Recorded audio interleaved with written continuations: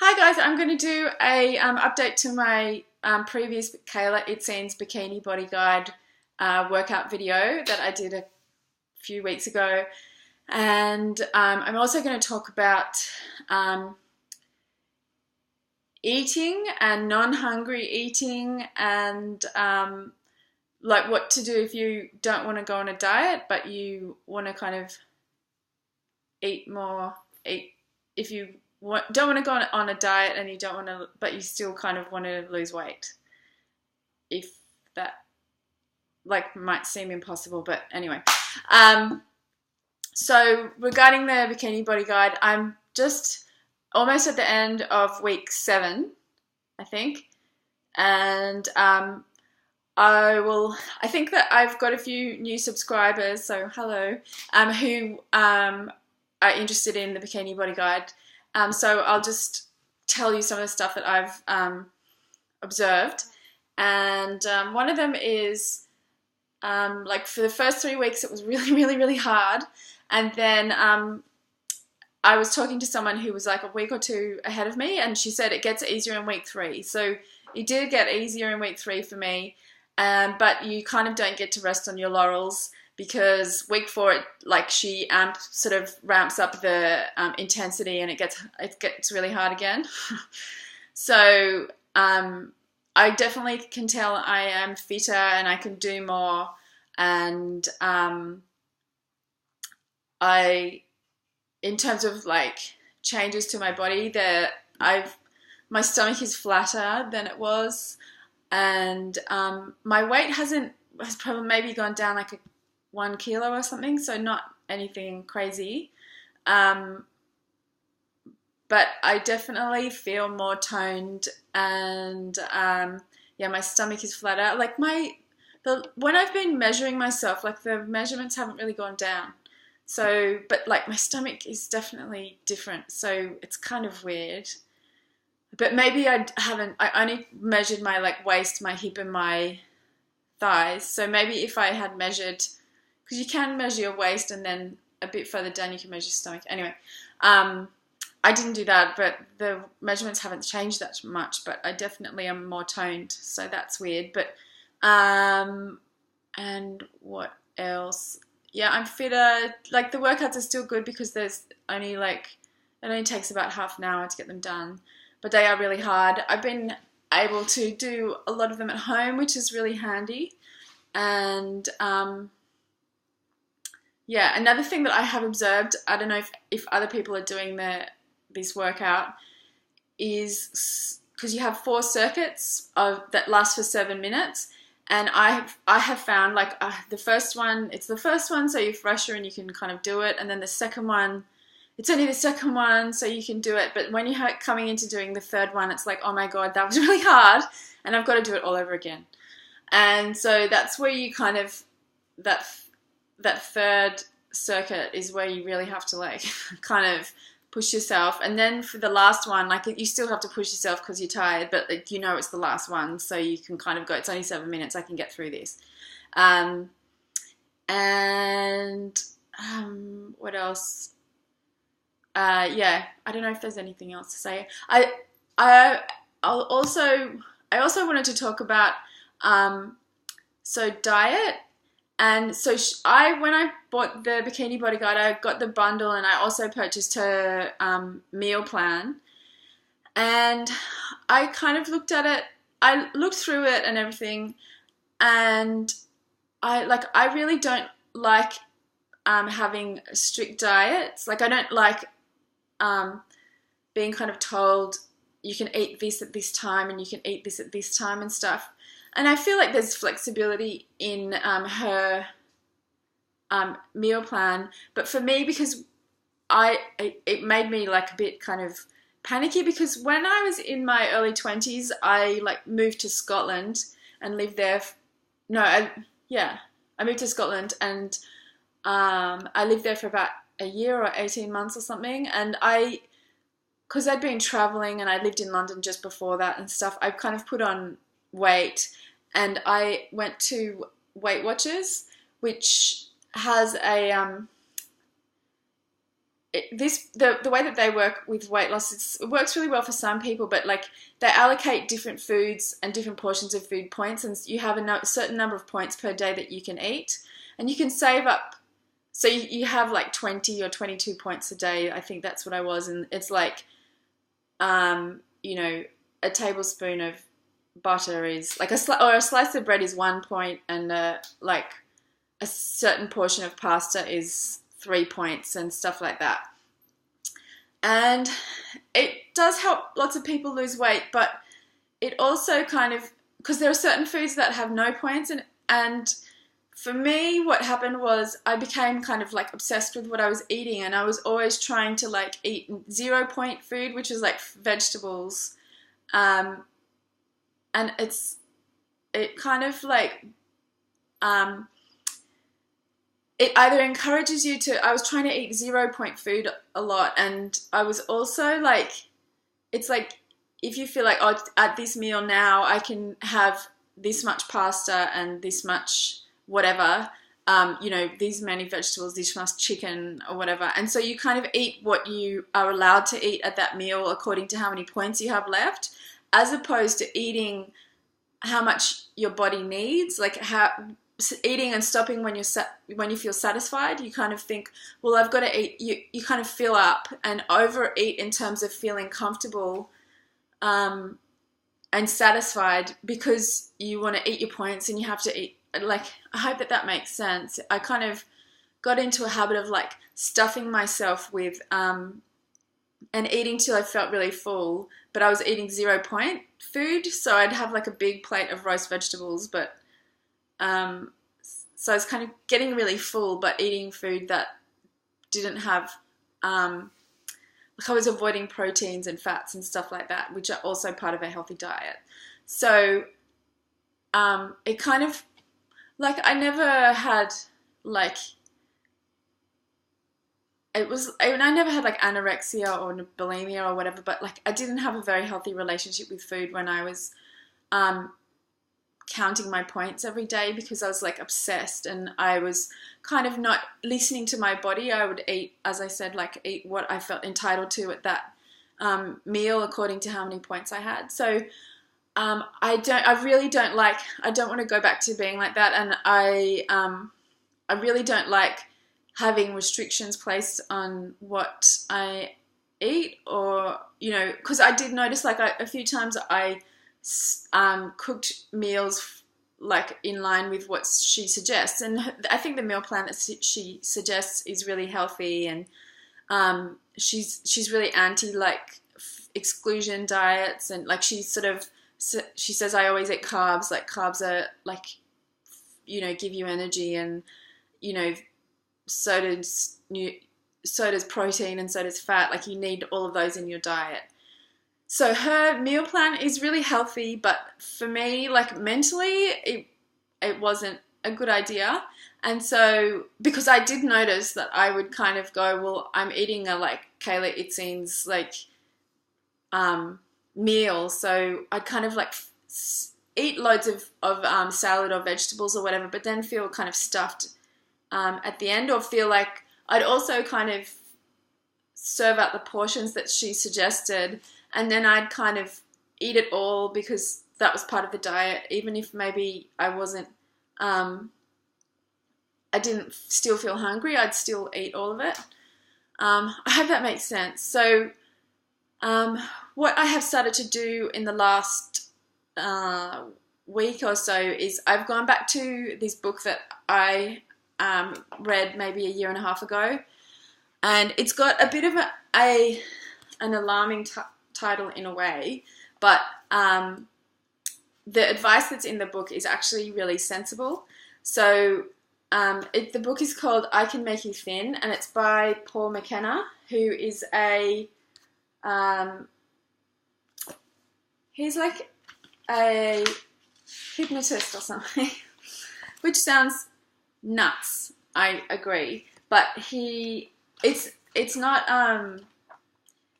like, ooh, you're feeling sleepy or whatever, and like I'm gonna make you go and eat a raw onion or whatever. It's like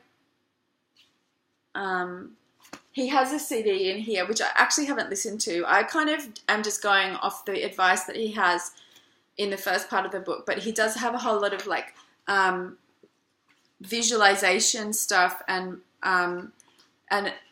exercises, like things to listen to on this CD that can help people who are kind of overcoming other issues to do with overeating.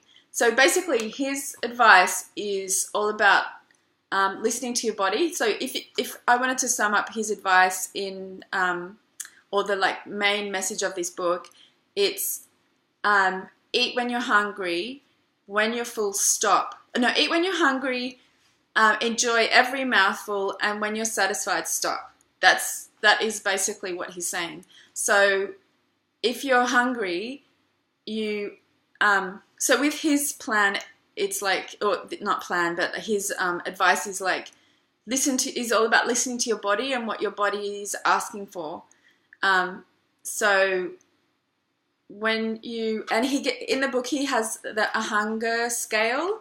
So he sort of says like the hunger scale is like physically faint is number 1 and ravenous is number 2, and then all the way to like number 10 is so full that you feel nauseous, like that you've so overeaten so much. And he says like you shouldn't let yourself get physically faint or ravenous, and you shouldn't ever eat, like if you're starting to feel fairly hungry or slightly hungry, then that's when you need to start thinking about what you feel like eating. And then when you start to feel that, then you eat your meal, and when you start to feel pleasantly satisfied, then or full, that's when you need to stop eating. And you don't want to eat so much that you start to feel stuffed, bloated, or nauseous. So yeah, like that is really sensible advice in my opinion. So in the past, like when I was growing up, like my mum was especially really kind of into like you have to clear your plate, like you have to eat everything on your plate kind of thing. So if someone else has put all the food on your plate, they don't know how hungry you actually are. So you kind of, if you're eating because the food is just there, you're not listening to your body. So when I was a child, I used to like eat till I felt really full. And it wasn't until I was in my 20s, I think, that I realized that I was eating too much. And I was just used to that. I just thought that that's how much everyone ate. And then I realized that other people kind of like stopped eating when they felt satisfied or whatever. So I think like since then I have done a good job of like sticking with eating until like I feel satisfied, rather than eating till I feel really stuffed. Most of the time, you know, sometimes you might go out for dinner and like, you know, some people don't kind of do this, but I would be a bit like, well, I really wouldn't mind trying the dessert at this restaurant. So then sometimes I might have had dessert when I'm not actually hungry for dessert. But I think the reason that I put on weight in this last year is because of non-hungry eating, which is, you know, when you eat to kind of, for emotional reasons a lot of the time, or because you're bored, or because you want something to do, or you want to like,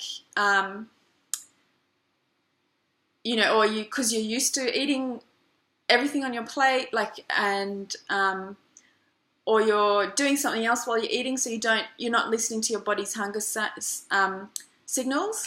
So for me, what was happening a lot, because I have 2 little kids, so I would often like, if I felt like I had a full-on day with the children, I would like treat myself with chocolate or something like that, because I felt like I deserved a kind of like compensation for, you know, the challenges of small children or whatever. So I wasn't kind of listening to my body at those times. I was listening to my brain. So, or, you know, like I was feeding an emotional need rather than an actual physical need. I hope that makes sense. So in the past week or so, and I have done this in like about a year and a half ago after I first read this book, I did start to go, okay, I'm only going to eat when I'm hungry, and I'm going to stop when I'm satisfied. And the other thing that he says, which I said before, is enjoy every mouthful, which is like there's a couple of parts to that. So it's you have to sit and eat and like only concentrate on your dinner. And he says to eat slowly, so you take a bite and you chew it and you swallow it, and in between, you put your fork down and you kind of eat mindfully. For anyone who's familiar with the concept of mindfulness, which is kind of using the observing part of your brain rather than the thinking part of your brain. So you kind of notice the taste, like the sensation of the food in your mouth, and the flavors and like the texture, and you notice swallowing it and stuff, and then you take the next bite. And so the enjoy every mouthful is you eat mindfully. You're not kind of watching TV or reading a book or like driving your car or doing other things while you're eating. You're enjoying every mouthful and being mindful of every mouthful. And then when you start to feel full, then you stop. So that's enjoy every mouthful. When you are getting full, it starts to not be as enjoyable to eat. It starts to, when you're feeling full and stuff. So, in the past week or so, I've been like trying to do that, only eating when I'm hungry and enjoying every mouthful, and then stopping when I'm satisfied. And it's been interesting because the amount of food that I have been eating compared to the amount of food that I was eating a couple of weeks ago, it's less, but I am still satisfied. I'm not ravenous all the time. I'm kind of like whenever I'm hungry, I eat. And I've noticed that sometimes when you're in the habit of like for me, this is what it was. You have like mental associations with certain foods or with certain times of the day, and so I try to kind of concentrate on how my body feels and what my stomach feels like, rather than like having a kind of mental or association with like, well, I just, like you think, oh, biscuits go with tea really nicely, so I feel like you can kind of think, oh, I feel like a biscuit, because you're used to having a biscuit with a cup of tea or a coffee or whatever. But if you actually like kind of consider your physical feelings of hunger, maybe all you need is a cup of tea. You don't actually physically need a biscuit. I hope that makes sense. I feel like I'm like rambly. I've been thinking about this for a while. Anyway, so yeah, I've been trying to kind of like when it comes to eating, to just eat if my stomach feels hungry, and then stop when he kind of describes it as a kind of gentle pressure on your solar plexus, I think it is. So not a kind of like, not a mental kind of, oh, I've had enough, where you kind of, you've eaten whatever was on the plate, or like, I always eat this much. I think I had a kind of like, this is how much I always eat kind of thing. I don't know if that makes sense. Like I would have portion sizes that I thought were enough to make me feel satisfied, but when I was actually being more conscious about what I was eating and eating more slowly, then I was actually eating more than I needed to. And so one of the reasons I've been going on about all of this is because when I've been looking at the Kayla Itsines Instagram and her Facebook and stuff, someone said, I've seen a few people say, like either if they've been doing the Bikini Body Guide, or if they've or they're thinking about it or whatever, is do you need to do her nutrition plan so to get results or whatever. So I wasn't doing her nutrition plan, and I'm sure that if you did stick with her nutrition plan, then you probably would get the amazing results that you see on her Instagram feed. I wasn't sticking to it because of the reasons that I said before. But what was I saying? Yeah, I guess everyone wants to know if you actually have to do the nutrition plan as well. I think part of me was hoping that I wouldn't need to change my eating habits, and then I would magically become like 5 kilos lighter than I was before. And like that didn't happen.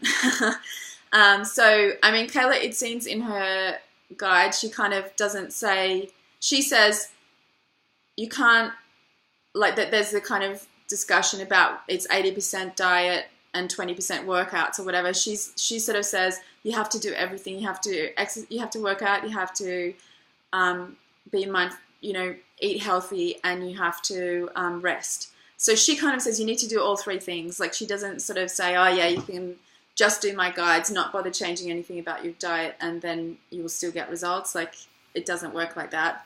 And because I didn't want to stick with a nutrition plan, I wanted to kind of listen to my body and eat what my body is kind of indicating it needs. I'm not doing a nutrition plan. I'm kind of, I've been kind of following the advice in this book. So I hope that this is helpful. I hope that people don't freak out about the title of this book, because it does seem like a kind of, oh, how to be anorexic book or something, but like it's not at all. Like if you read, if you take on board what he says, which is eat when you're hungry, like enjoy every mouthful and stop when you're satisfied, then like that's incredibly sensible advice. And anyway, so if anyone has any questions, put them down below, and I'll do an update in a few weeks with how I'm going with the rest of the Bikini Body Guide. Okay, bye. If you don't want to go on a diet and you don't want to, but you still kind of want to lose weight, if that might seem impossible, but anyway. So regarding the Bikini Body Guide, I'm just almost at the end of week 7, I think, and I think that I've got a few new subscribers, so hello, who has probably maybe gone down like 1 kilo or something, so not anything crazy, but I definitely feel more toned, and my stomach is flatter. Like when I've been measuring myself, like the measurements haven't really gone down. So, but like my stomach is definitely different, so it's kind of weird. But maybe I only measured my waist, my hip. Are interested in the Bikini Body Guide, so I'll just tell you some of the stuff that I've observed.